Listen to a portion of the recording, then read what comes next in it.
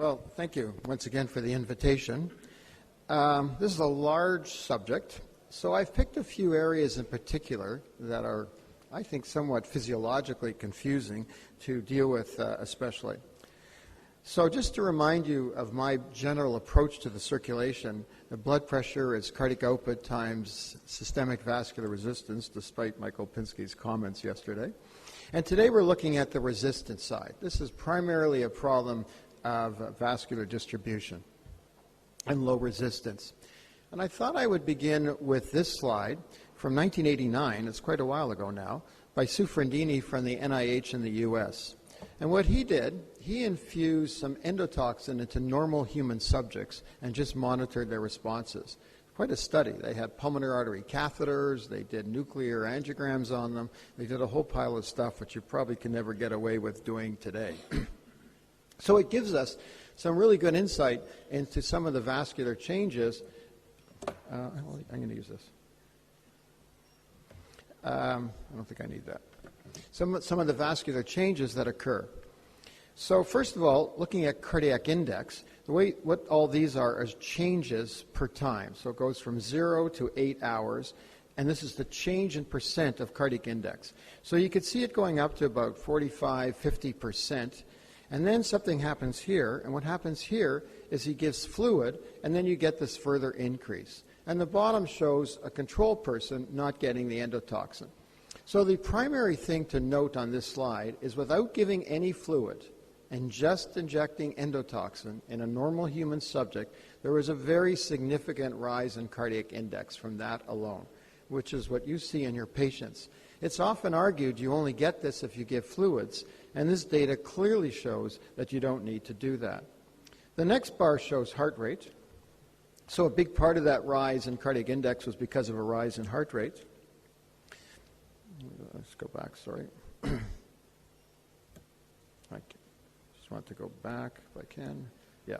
So the next one shows heart rate. Then blood pressure. Here's the expected fall that you would get. On this one here, you see the drop in resistance. Well, that's obvious. If the blood pressure fell and the cardiac output went up, then the resistance dropped. And the stroke work at the bottom one fell. The next slide shows the expected rise in temperature. Sorry. Give me a second here. Okay. It shows the rise in temperature. Got to get my buttons straight. Just take me a minute. All right, got it. So the top one shows temperature. This was the pulmonary capillary wedge pressure rising, and importantly, a rise in pulmonary artery pressure, which is a very typical thing at the onset of sepsis, probably related to both endothelin and prostaglandins, and that creates an increased load on the right ventricle. And finally, what they noticed was very important is a fall in ejection fraction and a rise in end diastolic volume. So what are the things that characteristically you see in vascular dysfunction and sepsis? There's a loss of vascular tone. That's the hypotension that we saw. There's a decreased responsiveness to vasopressors that I'll show you. There's usually a high cardiac output, but the ejection fraction is actually down and the heart's dilated. Interestingly, for those who are pediatricians in the room, you probably know this, but children actually usually have a low output. And so do most animals, which creates an important issue when you're trying to study this in the animal lab because the animals behave very differently than adult humans, but they behave like children. There's a message there. You have an increase in oxygen consumption because of the higher metabolic rate and a decrease in oxygen extraction, which could be due to mitochondrial dysfunction or AV shunts, two competing theories which I won't get into in detail today. But the big thing that really causes a lot of the headaches for us is this marked increase in vascular permeability. Now, just to remind you that shock, the oxygen consumption is inadequate for metabolic needs. So if we're looking at the Fick equation, oxygen consumption is cardiac output times the extraction of oxygen. So a big part of the problem is the extraction because of mitochondrial failure, but there's also a bypassing of the mitochondria itself. And which one of those dominates is still not clear to this day. The other components of the equation are the hemoglobin and PO2, and then the heart rate and stroke volume driving cardiac output. These are the oxygen delivery parts, which also can become impaired if the cardiac output fails. But the main process is really this metabolic perfusion mismatch, like the same way as you think of a ventilation perfusion mismatch in the lungs. In sepsis, you have this metabolic perfusion mismatch, either because of the mitochondria or because of AV shunts. So the process is a tissue injury that triggers an inflammatory mediators to be released. Those disturb the microcirculation, producing this metabolic perfusion mismatch, either through abnormal mitochondrial function or shunt-like activity, just bypassing the metabolic areas. That creates more injury because they're now not getting adequate oxygenation, which increases the inflammatory mediators, and it goes around and around, and you have this vicious cycle which ends up in death, unless broken, the spiral to death. Now, there's a paradox here. Myocardial function is depressed. That's shown right back in that Sue Frendini paper and many others, but cardiac output is increased. How can the cardiac output be decreased, function be decreased, but output is increased? Also, interestingly, survivors actually have more dilation of the left ventricle than non-survivors. How can this be? So just to show you that last point, this is a paper from Parker, again in 1989, working at the NIH, and what's shown here in normal subjects studied with nuclear angiograms, and that is, they start off, these are the non-survivors, and these are the survivors, and the survivors start off with markedly dilated ventricles, which normalize as time goes on, and it doesn't really change in the non-survivors. And the ejection fraction improves in the survivors, but not in the non-survivors. So that's end diastolic volume going down over time, in other words, correcting, but not in the non-survivors. So they have these big dilated ventricles, and yet those are the ones that survive. This is another study by the same group in a paper a few years later, again showing the same thing and breaking this up. Here's the all subjects. The next one is survivors, and this is non-survivors. And you can see they start with this very high end diastolic volume index, which comes down over time in the whole group, especially in the survivors, but not in the non-survivors. And what this also shows in this case, the reason why the diastolic volume is up is because the end systolic volume is up. In other words, these hearts are not ejecting properly. But they're still able to maintain a decent stroke volume. In fact, if you look at the difference between these, you can see it's actually increased, even though the volumes are so big. So you have an increase in the end systolic volume index, which means left ventricular function is decreased. But the output's higher. How can that be? Well, let's go back to the venous return cardiac function curve. So this is a typical normal person lying down. The cardiac index output may be around 5 liters a minute, and the right atrial pressure maybe 3 or 4. So venous return curve, cardiac function curve. It's interesting to ponder for a moment what happens during exercise. So during exercise, your cardiac output increases 5-fold, normal subject. So what does this mean looking at this graph? When you try to plot this, it's really quite striking. What I have to do is I have to shrink this down to show you on the scale, extend this line way up, and now I have to get to this new high value, around 25 liters a minute in a young 75-kilogram male. So how do I get to that point? Well, cardiac function has to dramatically increase, and the venous return has to change its slope and shift a bit to get to that very high level. Because this is what happens. We know that is the cardiac output. What I'm trying to show you here is how you can possibly get there. So this is the type of changes that your body can do when it's working okay. So there's a marked decrease in venous resistance and a marked increase in cardiac function. Most of this is actually your change in heart rate, going from about 60 beats a minute to 180. Okay. So a 5-fold increase in cardiac output, that's what the normal system can do. So back to the non-septic shown here. So what's happening in the septic patient? So here I'll start off with the baseline normal, and we'll make this person septic, and you're studying the patient, and you find they have a cardiac output of 9 liters a minute. So how would they get to that value? Well, again, that cardiac function curve has to increase to get there, and the venous return probably, the resistance probably goes down. I say probably. I spent about 5 years trying to prove this in animals, but I couldn't find an animal model that worked well enough to do it. But it's the only way you can really draw it, with maybe some increase in mean systemic filling pressure, which I'll explain in a moment. But the big thing is your cardiac function is up. So how do you explain the paradox? Well, it's up because your heart rate's up, your contractility is up from catecholamines, and your afterload is down because the pressure is lower. But the key point is the maximum, though, this person with sepsis is not going to get to 25 liters a minute. This is all they're going to get. So you have to distinguish the function from the output and the maximum possible for the system. And that's where the paradox is. This is all they can do. They can't go higher. And if they need to go higher, they can't.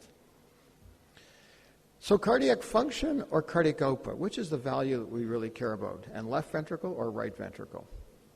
Well, a function curve, the Starling curve, integrates heart rate, contractility, afterload, pulmonary vascular resistance, right and left side. So it tells you how the overall system is working. And echocardiography really helps us study mainly the left heart and somewhat on the right heart. But what I care about at the bedside as a physician is cardiac output. That tells me the key component of the oxygen delivery that's actually perfusing the tissues. Yes, I want to know the function, I want to know that heart's not working well, but if it's still providing an adequate cardiac output, that's really what I want to know. And I think that's the crucial measurement that you need more than the actual function. The function is diagnostic, but it doesn't help you at the moment-to-moment management of your patient.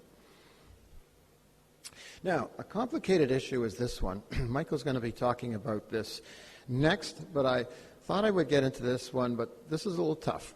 So the distribution of resistances is a crucial part in what's happening in our patients, and it's not something that we can actually measure, but we need to think about this.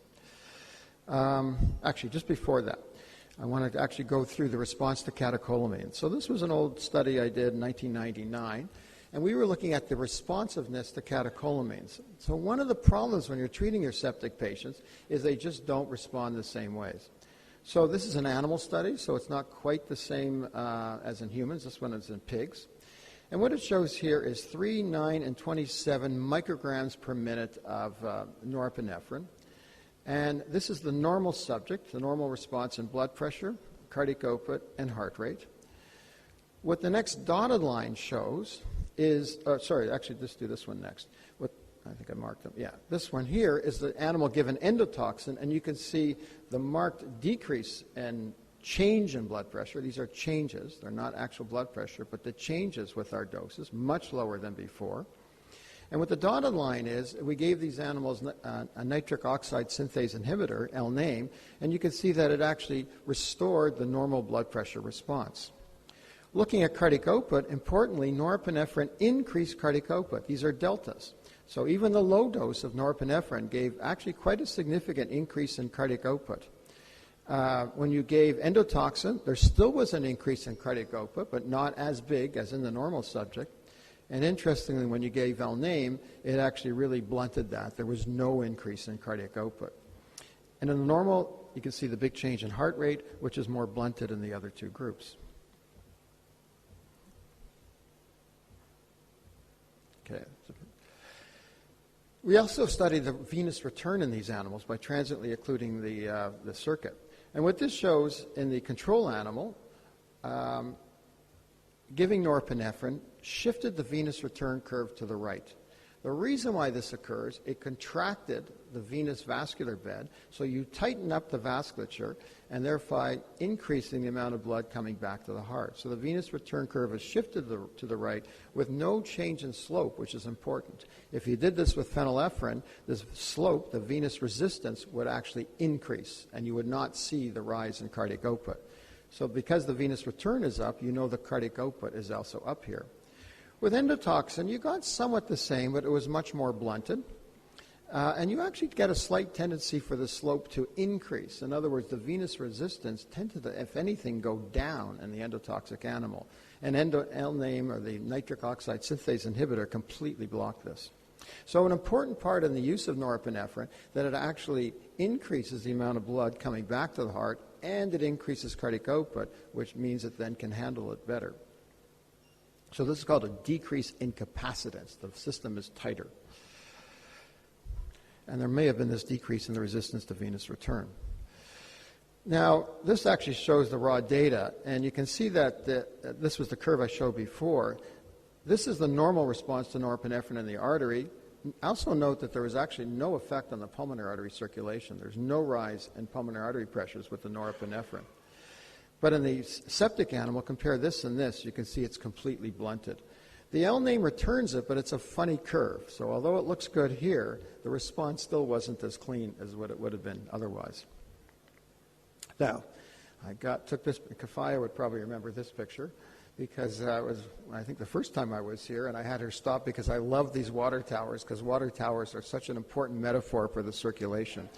The way our circulation works is we create a pressure, we try to regulate it, and that pressure source then perfuses the different areas of the body by opening the taps in the different regions. So what's really important in the circulation is you create a pressure centrally by regulating the total resistance, but the distribution of flow is by opening those taps. So the downstream resistances affect where the flow actually goes.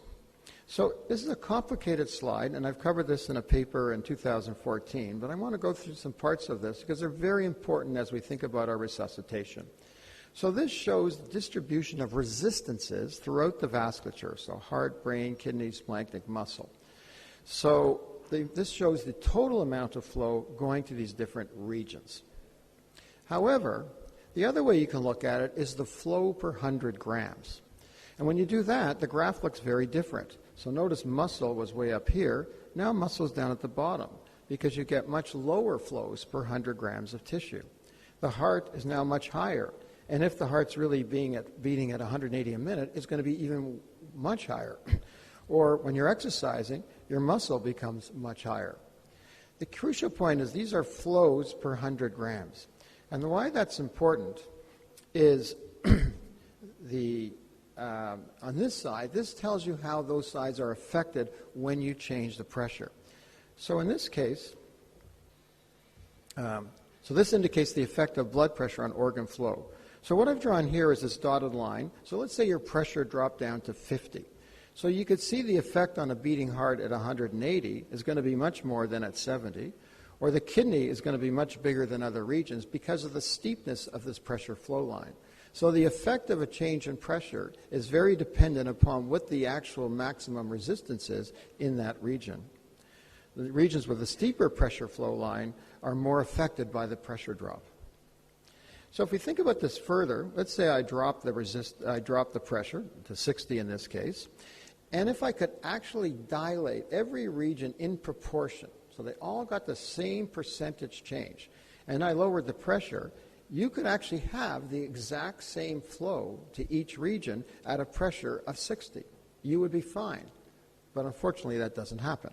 First of all, the kidney has a more limited range that it can dilate, so that can't happen. And that's the problem we face at the bedside as we're using our vasoconstrictors. We don't know how it's affecting those individual resistances. And the only way you can answer this question is empirically. You would have to do the study, see what happens. Do they survive? Do they not survive? You cannot predict this from first principles, except you do know that the kidney is always going to take the biggest hit. So just to finish up on some points, so first of all, treatment options, well, antibiotics and source control always remains number one. Volume therapy, vasopressors, inotropes, cytokine suppression, which we can just summarize by saying didn't work. So antibiotics really crucial. This wonderful paper by Anar Kunan, which a figure is probably known to many of you, that any delays in the time of giving antibiotics has a profound effect on survival. So this is delaying the hypotension going up and survival just going down as you do that. So a big part is making sure that oxygen delivery matches the needs of tissues. So what can increase oxygen delivery? Well, most of our patients have a saturation that's pretty close to normal, so that doesn't help. Their blood hemoglobins aren't that low, so that doesn't help. Afterload, it's already low, they're hypotensive. Heart rate, they're usually tachycardic, so that can't do much. So you're really left with very little. You can change the contractility by a drug that affects that, or you can give volume. That's really all we have to play with in most of our patients. So let's just look at volume a bit. A crucial part of volume is this flat part of the cardiac function curve. And once you hit that flat part, further volume is not going to help you at all. So that's something we have to respect, because once you hit it, giving more volume is not going to help. And that means a crucial part of this is to actually measure the flow so you know whether your volume is actually doing what you wanted to do, which was increase flow. Now, interestingly, in one of the animal studies I did, we were trying to produce a high output state, and we didn't succeed except by giving volume. So what this shows was animals that were volume resuscitated and those that were not. So the volume resuscitated shifts the pressure volume curve, the volume pressure curve to the right, shifts the venous return curve, and gives you a rise in output. When we did not give volume, an interesting factor that we observed is really down at the bottom here. There was actually a depression in cardiac function when we didn't give volume. And I think this is important in our patients and why when you give that initial bolus it's so important. Because what this is telling you, if you get behind and the cytokines start working, then you get more myocardial depression and you get that spiral to death. But when you get to that patient early and fast and get the basic parts in, then you prevent that and the heart can actually do its thing. Now, just about done. So a crucial part of any time you give volume is you're increasing the pressure inside the capillaries. And what that means, any times you give volume, you also are always going to increase leak. There's no way around it. If you raise the capillary pressures with volume, you will always leak more at the same time.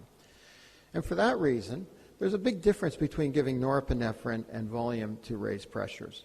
So if we looked at the pressure going from the aorta down back to the heart, and we have a pressure profile, and I give volume to raise the pressure. What that will do is raise pressures everywhere in the system, including at the capillary level.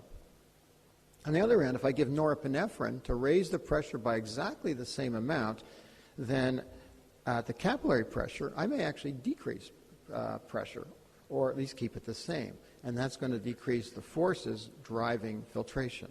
So I actually switched to a vasoconstrictor, norepinephrine, fairly early on because I think it may, I don't know this for sure, reduce the leak.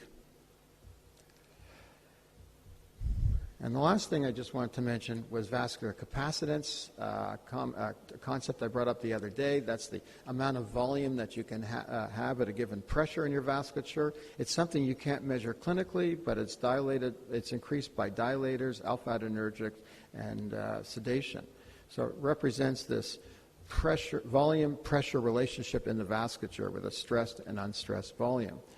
The only point I want to make here is that with sepsis, what happens is you actually dilate up vessels and you increase capacitance, which means you need more total volume to have the same pressure. And a vasoconstrictor can do the opposite. It can actually tighten that up, and I showed you that previously with norepinephrine, so the same volume now has a greater effect in returning blood to the heart. And we'll just skip that. Go on. So, in conclusion, although cardiac function is decreased, output is usually increased. The primary issues are oxygen delivery, distribution of flow, and not actually the arterial pressure. It's that distribution that's really, really important. A volume infusion is the first line of management, but its limits need to be respected. There's that plateau of the cardiac function curve, and if you measure flow, that helps you know whether you've hit it or not. Norepinephrine treats some of the primary abnormalities and does not increase venous resistance. It increases cardiac function, tightens up the vascular system, so I think it's a good early choice in managing septic patients. Although at high doses, that distribution, the proper one, may be altered, and then you may lose the gain. What's a high dose? I don't know. It needs to be studied. I'll stop there.